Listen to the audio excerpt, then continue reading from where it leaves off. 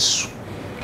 Alimshinda ibilisi mbinguni, akamshinda duniani msalabani Kalvari, na akamshinda ndani yake alipokuwa katika umbile la mwanadamu. Siku alipomfuata akamwambia, tazama yuaja mkuu wa ulimwengu huu, wala hana kitu kwangu. Bwana asifiwe.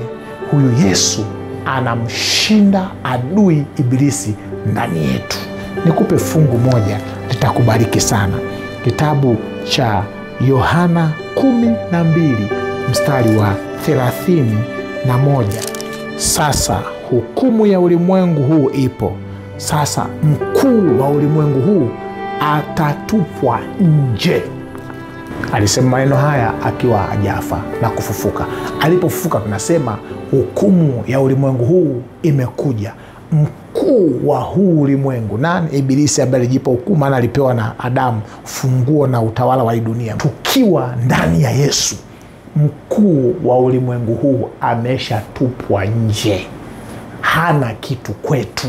Nataka nikutie moyo ya kwamba ukimwamini Yesu, anatupwa nje ya maisha yako, anatupwa nje ya nyumba yako, anatupwa nje ya watoto wako.